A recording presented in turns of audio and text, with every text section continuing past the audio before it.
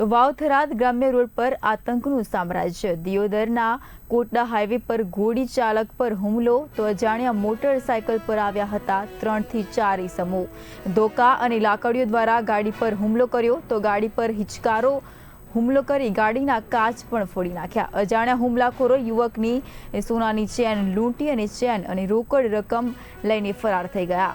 તો ચેન અને રોકડ રકમ લૂંટીને ફરાર થઈ ગયા હોવાનો આક્ષેપ કરાયો। તો હુમલાખોર ઈસમો પારસ પુરોહિત અને અન્ય 3 હોવાની આશંકા વ્યક્ત કરવામાં આવી।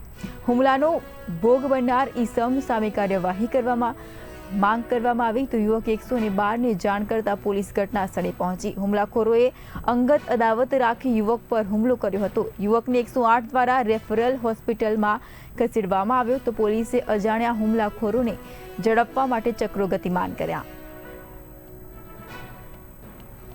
રણછોડભાઈ, મને ફોન મેસેજ આવતા કે તમારા પાર્ટીએ તમારે વેવાઈ છે, અમને કંઈક હુમલો થયો છે, એટલે અમે બાઇક લઈને ત્યાં તરત ગયા તો જે માણસો હતા એ ભાગી ગયા અને એમના કાચ ફોડી નાખ્યા છે, એમના કંઈથી મોબાઈલ લૂંટવેલો છે, એમને ચેન સોનાની લઈ ગયેલા છે અને નુકસાન કર્યું છે, લગાડ્યું છે અને રિલીવ છે। હું એમની સાથે આવેલો આ પાટિયા ઉપર।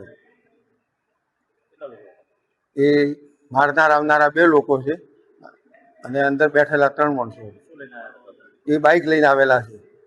એ પારસકુમાર પીરાજી પુરોહિત હેઠળ કોટડા દર્શાવે છે અને એક અન્ય એમના બીજા ભાઈ હતા, એમને ઓળખતો નથી। ગુનો નોંધે છે અને તપાસ કરે અને તપાસના અંતે શું બહાર આવે છે। મારું નામ પુરોહિત નારાયણભાઈ રણછોડભાઈ, કોટડા દિયોદર। આ દિયોદર કોટડાની ઘટના છે 3 રસ્તાની। અમે ત્યાં ગાડી લઈને ઉભા રહ્યા એટલે અચાનક 2 બાઇક લઈને 3-4 જણા આવ્યા અને સીધો મારા ઉપર હુમલો કરી દીધો। હુમલો કર્યો એટલે લાકડીઓથી લઈ હું એટલે ગાડીમાં બેઠો તો સીધા લાકડીઓ લઈને ગાડી ઉપર જ એ લોકો ફરી વળ્યા અને ગાડીના કાચ તોડી નાખ્યા। મને 2-3 લાકડીઓ વગાડી અને મેં એમને સામે હાથ ઉપર લકડીઓ મારી છે અને મારા ગળામાં ચેન હતી એ ઝૂંટવી લીધી। સાઈડમાં મોબાઈલ મેં કાઢવા મોબાઈલ હાથમાં લીધો, મોબાઈલ એ લોકો પડાવીને લઈ ગયા અને મારા 30,000 રૂપિયા હતા એ બી લઈ ગયા। બસ એટલું જ કહેવા માંગુ છું, મને આનો ન્યાય અપાવે। હુમલો લૂંટ કરી છે એટલે મને આનો ન્યાય અપાવે બસ।